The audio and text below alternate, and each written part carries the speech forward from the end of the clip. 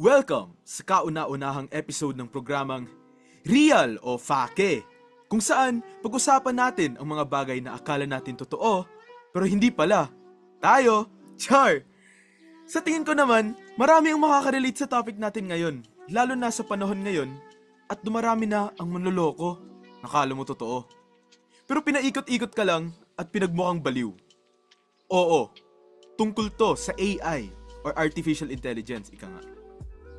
Yung akala mo nangyayari lamang sa mga sci-fi movies, ngayon nagagamit na upang makatulong sa iba't ibang aspeto ng buhay natin. Kasama na ang panlililang ng kapwa. Kaya ang tanong, paano na tayo? At dapat ba tayong maging mas mapanuri sa tinatahak natin online? Kaya upang bigyan tayo ng clarity, kasama natin sina Mar, Michael, Alicia, at Isabel. Mga dalubhasa na umuusbong na larangan ng Artificial Intelligence. Maraming salamat at nakadalo po tayo sa episode na ito. Kumusta naman kayo, guys? For me, okay naman ako. Siyempre, medyo maulan and also marami pang mga deadline dahil patapos na po ang term. And siyempre, yung AI, more particularly, generative AI, which is i-discuss natin maya-maya lamang, ay yun ang kailangang bigyan natin na pansin, lalo na kung anong mga kakayahanan nito, anong pwede niyang gawin sa mabuting paraan, at ano yung mga magiging pwedeng gawin ng generative AI sa maaring ikakasama din sa mga sa ating lahat. Okay naman ako. Actually, kanina habang nagpe-prepare kami, na-realize namin na ang dami na talagang nangyayari sa AI space na hindi pa alam ng karamihan. Kaya excited kami na ma-share ito sa inyo ngayon. Ako naman, totoo, madaming gagawin, madaming deadline, pero malapit din naman yung bakasyon. So, ayun. Sa ating tatalakayin tungkol sa AI, gets ko naman na sa field natin na IT, engineering, puro AI na lang naririnig natin. Pero yung tatalakayan natin ngayon, feel ko mahalaga to, lalo na sa mga taong bayan, dahil may mga aspects ng AI na baka di alam ng karaniwang tao. Kaya mahalagang pag-usapan natin yung mga to. So yun na, maraming salamat sa inyo, guys. Buti naman okay na kayo sa panahon ngayon, lalo na maulan. Medyo malungkot yung panahon. At ayun na nga, sa ating pag-uusapan tungkol sa AI, tama talaga na kailangan natin ito bigyan pansin. Gaya ko, isa akong IT student na mahilig gumamit ng AI. Pero syempre, hindi ko ito ginagamit para sa masama. So ayun na nga, para simulan na natin ang usapan, matanong ko muna. Bilang mga eksperto sa umuusbong na larangan ng AI, pwede nyo bang ikwento kung ano ang pinagkaiba ng AI sa ibang teknolohiya na ginagamit natin ngayon? And why is it such a big deal? Sa tingin ko, nagiging special yung AI kumpara sa ibang teknolohiya dahil may kakayahang ito matuto at magdesisyon batay sa mga datos. Ibig sabihin, hindi lang ito basta-bastang sumusunod sa mga utos. Natututo ito mula sa mga pattern at ginagamit niya yung mga pattern na yon para gumawa ng sariling desisyon. So, bale, may kakayahang ito mag-isip na parang tao. Halimbawa, si GPT, di ba?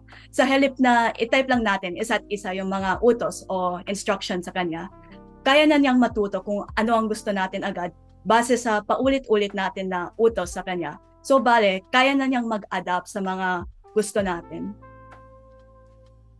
At dagdag pa dyan, ang AI ay kayang magproseso ng napakalaking dami ng impormasyon ng mas mabilis kaysa sa tao. Kaya nitong mag-analyze ng trends, gumawa ng rekomendasyon, o kahit magsulat o gumawa ng video, sa loob lang ng ilang segundo. Kaya siya big deal kasi nababago niya kung paano tayo nagtatrabaho, nakikipagkomunikasyon, at kahit kung paano tayo nagko-consume ng impormasyon araw-araw. Gusto ko ring highlight na ang AI ay hindi lang basta-bastang tool o kasangkapan. Ito ay isang adaptive Tulad ng mga chatbots o facial recognition, natututo ito habang ginagamit natin. At habang patuloy itong natututo o natatrain, mas gumagaling ito. Sa aspeto na yon, para na nga siyang isang tao na may part na hindi rin perfecto, may time na nagkakamali, nag-hallucinate, minsan tala pag nasosobra na paggamit. Kaya may potential talaga itong baguhin ang maraming aspeto ng lipunan. Pero siyempre, may kaakibat ito ring panganib. Lalo na kung magagamit ito sa maling paraan. Oh, so ganun pala yun. So, ayun na nga, medyo nakakatakot yung mga sinasabi nyo. Dahil hindi ito tao, pero para itong tao. So ayun na nga, base sa mga sinabi nyo, malinaw na ang AI ay hindi lang basta teknolohiya. Ito ay isang makapangyarihang sistema na maaaring magdulot ng malaking pagbabago. Depende sa paggamit natin dito. Mar, may masabi ka ba tungkol sa panganib nito? Kaya nyo bang ipaliwanag ang mga ito? Tama, Michael. Habang maraming mabuting gamit ang AI, may makaakibat din itong mga seryosong panganib. Sa larangan ng edukasyon, halimbawa, may mga estudyante na umaasa na lang sa AI. More particularly, yung generative AI kagaya ni ChatGPT, Gemini, and whatnot, na para gumawa ng mga assignments o kaya mga essays. Hindi na sila natututo. Sa employment naman, may takot na mapalitan ng AI ang ilang mga trabaho, lalo na yung mga repetitive tasks, and I think kasama na rin dyan yung mga creatives na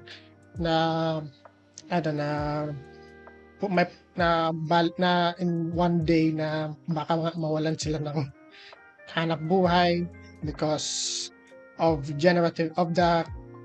lahat ng kapabilidad ng generative AI.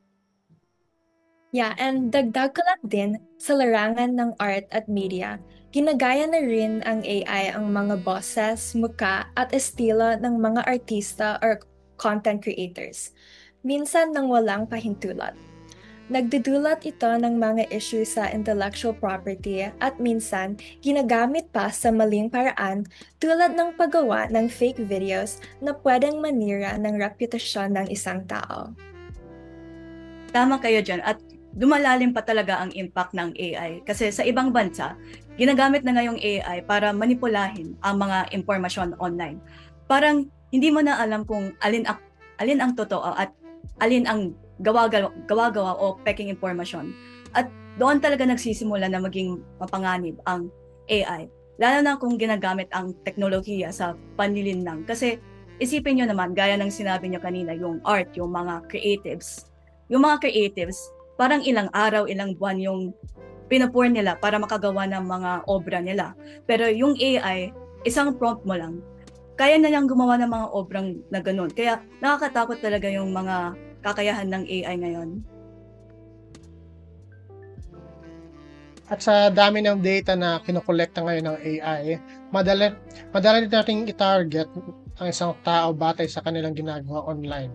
Kaya hindi lang ito simpleng technical na usapin natin. May epekto na ito sa privacy, seguridad at pati na rin sa pandalapin ng tao. Lalo na kapag ginagamit na ito sa mga scam. Oo nga no. Tama kayo dyan. Kaya, ayun nga, dahil sinimulan na natin yung pag-uusap dito sa mga scam. Pupunta naman tayo sa pagdating ng sa scam. So kaya hindi na nakakapagtaka na pati mga scammer ay gumagamit na rin ng AI. So imagine mo yung nakikita mo yung video ng sarili mo na may sinasabi ka, kuwang-kuwa yung boses mo pati mukha mo. Syempre magugulat ka naman talaga, di ba? So ayun na nga, meron ngang datos noong 2024. Ayon sa survey ng Global Anti-Scam Alliance, alam niyo ba na 67% ng mga Pilipino ay nakakaranas na ng scam kada buwan tungkol sa AI? Ngayon na mas sumisikat pa ang AI, malamang ay lalo pang lalala ang mga ganitong panlilinlang. So ayun, sa tingin nyo, paano naiiba ang AI-generated scams kumpara sa mga traditional na scam? Nagiging mas kapanipaniwala ba ang mga ito? Sa tingin ko, nagiging mas kapanipaniwala nga ang mga to at Yung malaking pagkakaiba ay kung gaano sila kakumbinsing tingnan. 'Di ba dati, bago pa yung AI, minsan madaling makita ang scam sa email. Maraming typo, minsan hindi tugma ang pangalan sa email. Pero ngayon may mga AI tools tulad nga ng GPT, Gemini, DeepSeek at kaya na nilang gumawa ng sobrang linis at natural na teksto. At pati nga yung tono ng tao, kaya na nilang gayahin na parang tao talaga sila. Kaya sa ganong aspeto, mas marami talaga yung naloloko. Kaya na rin gumawa ng mga fake website, social media pages, at mga dokumentong mukhang legit. Gamit lang ang AI. Halimbawa, kaya nilang gayahin ang itsura ng bank transaction screenshots o mga government ID. Kapag nakita mo, parang totoo talaga. So mas mahirap tuloy i-spot ang mga scam ngayon. Grabe, nakakaloka talaga. So ayun na nga, maraming ang kakayahan ng AI. So, halimbawa na siguro dito, ang mga deepfake o ang videos na ginagamitan ng AI para gayahin ang muka at kilos ng ibang tao. Naging katawa-tawa naman ang mga paggamit ng mga ito minsan. Tulad ng mga video kung saan, kunwari, si Wednesday Addams ay nagtuturo ng matematika o mga derivatives. Tapos parang totoo talaga kasi kaboses niya. Tapos gumagalaw pa nga yung mukha niya habang nagsasalita. Yun pala gawa ng AI yun. Grabe talaga yung ginagawa ng AI ngayon. So ayun na nga, may iba pa ba kayong alam na aspeto ng AI na madaling maabuso para sa panlilinlang? Gaya nga na sabi mo, may na-edit ang video para magmukhang isang kilalang tao kamag-anak ang nagsasalita. That is kung meron silang sample audio or sample image na ibibigay mo lang sa AI. Kahit di naman silang doon.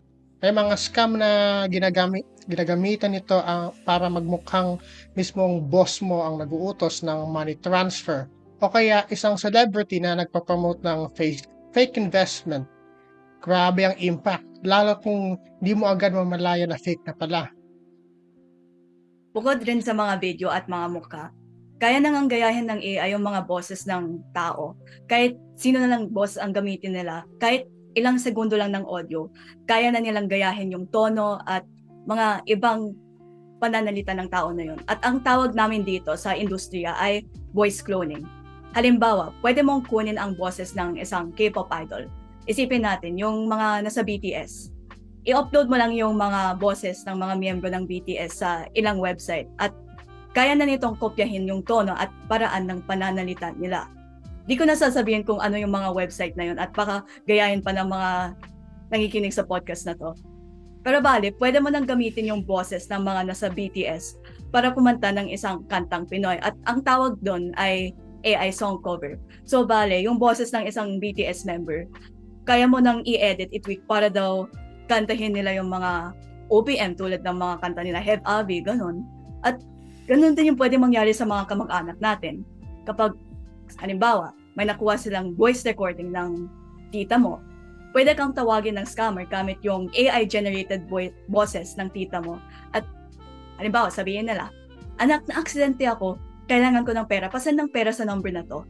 At ganun pa lang, kapanipaniwala na yun na baka kailangan talaga nila ng pera. Boses naman ng tita ko yun. Pero sa totoo, peke pala yun at scam lang gamit ng AI. Ang isa pa ay identity fraud, kung saan pinagsasama-sama ng AI ang totoong impormasyon at fake data para gumawa ng synthetic identities, mga tao na hindi naman talaga nag-e-exist. Ginagamit ito para magbukas ng bank account, kumuha ng loan, o bumili online gamit ang pangalan ng ibang tao.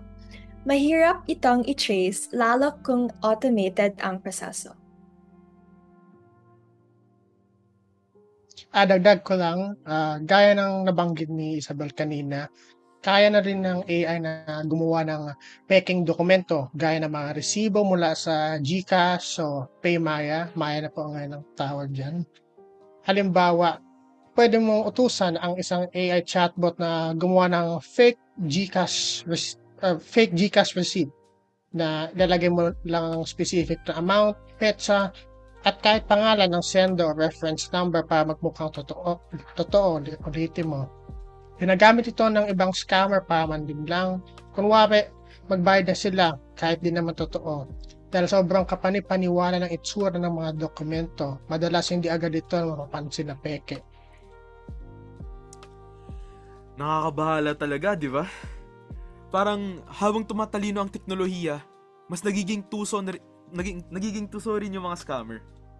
Narinig nyo na ba na ginagamit na raw ang mukha ng mga kanilang negosyante gaya ni na Ramon Ang at Lance Gokongwei para sa mga investment scheme na nangakong mataas ang tubo?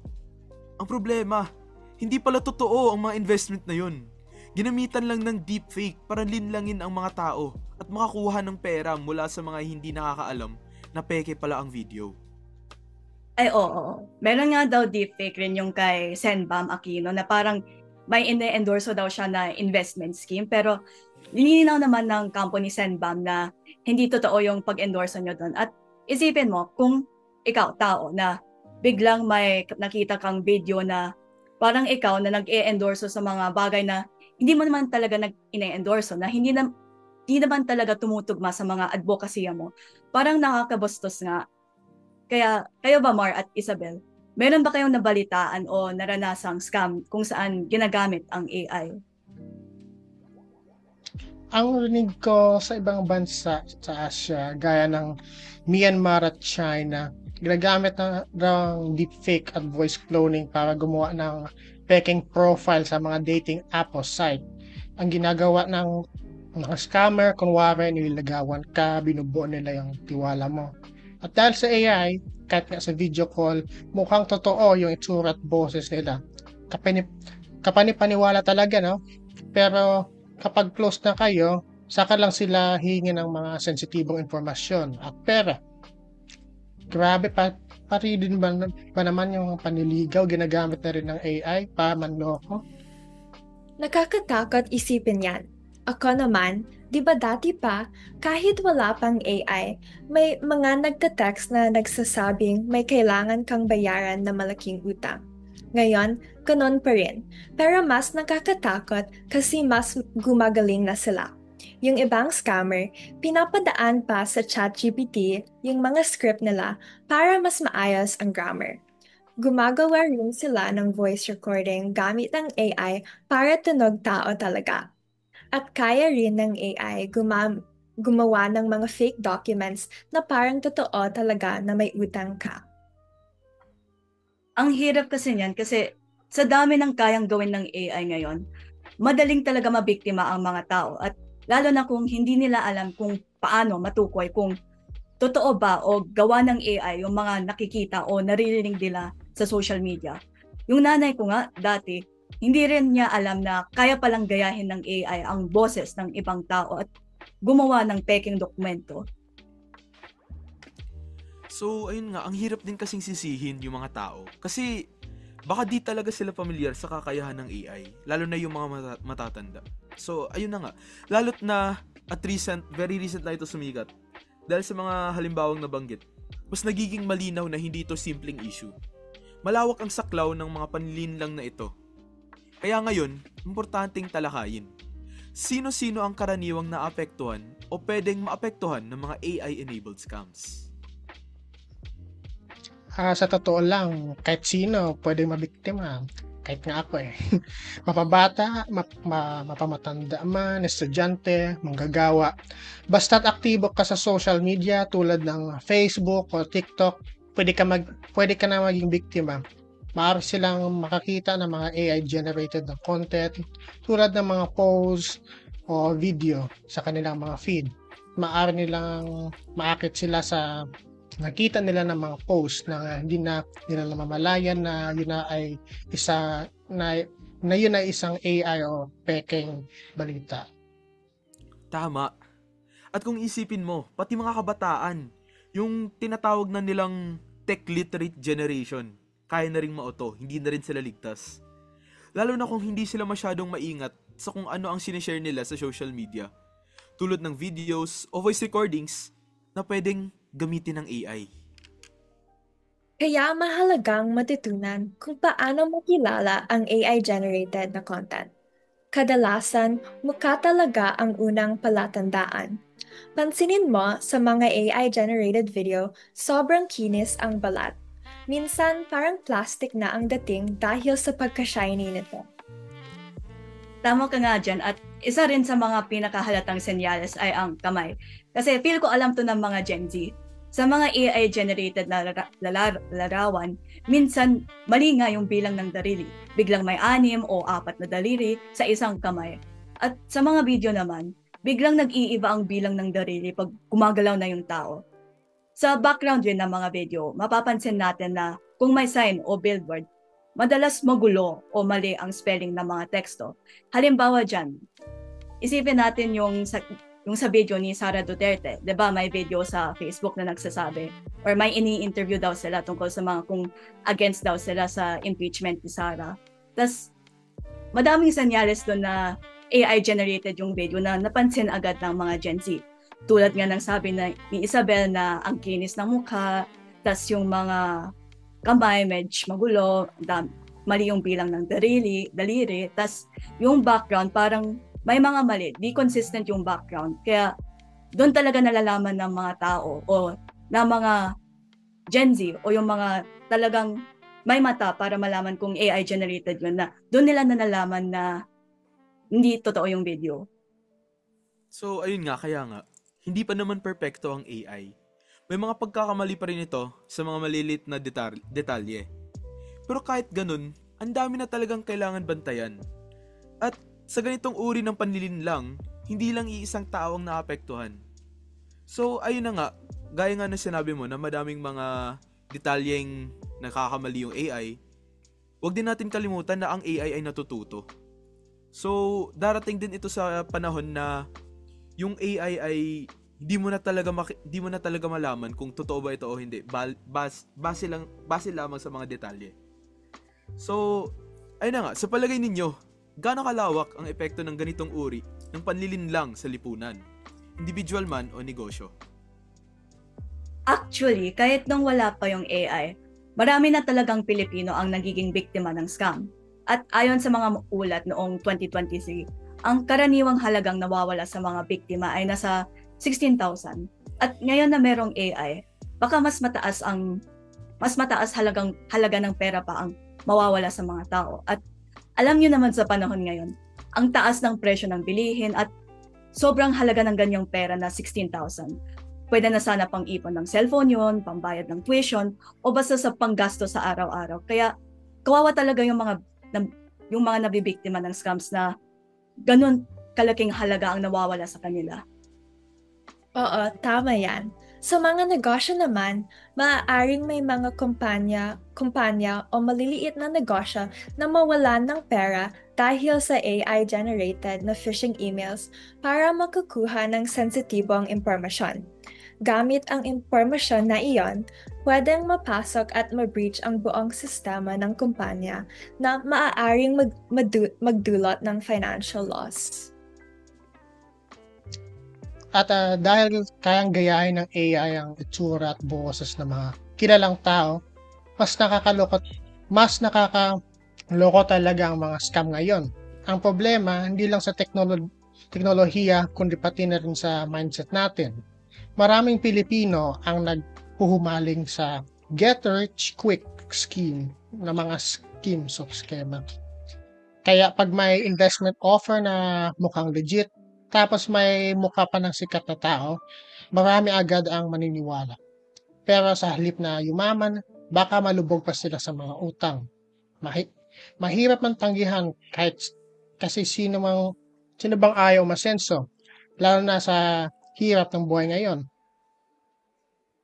Yun nga, tama ka nga dyan, Mar. Yung mindset na baka ito na yung pagkakataon ko. Ginagamit talaga yun ng mga scammer para makahikayat. Like, lalo na yung mga pamilyang mahihirap. Pag may nakita silang sikat na tao na sinasabing mabilis silang yumaman o sinasabi nilang papaldo ako kung gagamitin nila ito, mas madali talaga silang mauto ng AI dahil hindi na nila tinitignan ang detalye. At lalo na ang Pilipinas ay isa sa mga least least na maalam sa tech, lalo na yung mga matatanda, ganun, mas madalas talaga silang naapektuhan. So, ayun nga, dito natin nakikita kung gaano kahalaga ang pagiging maingat at mapanuri. Lalo na ngayon na pwedeng gamitin ng AI para lokohin ka, gamit pa ang sarili mong pangarap. So, ayun na nga, mukhang maraming napukaw na isipan ngayong araw. Naging malinaw na habang may mabuting naidudulot ang AI, hindi rin natin dapat isawalang bahala ang mga panganib na kasama nito. Nakita natin kung paano ito ginagamit sa panlilinlang, mula sa voice cloning, deepfakes, at identity fraud. Ang mga pwedeng maging biktima ng mga ito, at ang pwedeng maging epekto nito sa mga kapwa Pilipino. Mas kapani-paniwala, mas nakakabahala ang mga ito. Dahil dyan, Mar, Isabel, Alicia, may mga payo ba kayo sa mga manunood para maiwasan maging biktima ng AI scams? Lagi nating tandaan, hindi lahat ng nakikita natin online ay totoo. Bago i-share, i-verify. Lalo na kung masyadong sensational o nakaka-trigger ang post. Baka clickbait lang yan o isang AI-generated content. At huwag basta-basta magtiwala sa mga mensaheng galing sa kamag-anak o kaibigan, lalo na kung humihingi ng pera. Baka AI na ang gumaya ng boses o mukha nila. Tumawag muna o mag-video call para sigurado. Dagdag ko rin dyan yung mga usual na online reminders na iwasan magbahagi ng masyadong maraming personal na impormasyon online. At kasi maaaring gamitin ito ng AI upang lumikha ng mas kapani-paniwalang mga scam. Kung may duda ka, huwag munang maniwala. Magsaliksik, magtanong at mag-ingat. At alalahanin din natin ang mga senyales o signs na gawa ng AI ang isang larawan o video tulad ng kinis ng mukha, pag-organisa ng teksto, o yung mga unnatural o halos mukhang robotic na galaw. So, ayun na nga. Ang dami nating natutunan today. Eye-opener talaga ang lawak at lalim ang role ng AI sa pag-level up ng mga scam ngayon. Naku! Maraming salamat sa pagdalo nyo, Mar, Alicia, at Isabel sa episode na ito. At nabasbasan nyo rin ako ng clarity, pati na ang ating mga viewers. At dahil kulang na tayo sa oras, pag-uusapin natin ang ugat ng issue ng AI scams sa susunod na episode. Kaya wag madala sa good morning message na iyong matatangal mula kay Adam Smith at baka hindi ito tunay na tao. Abangan ang susunod na episode ng Real o Fake. Hanggang sa muli, keep it real and don't get faked. Peace out!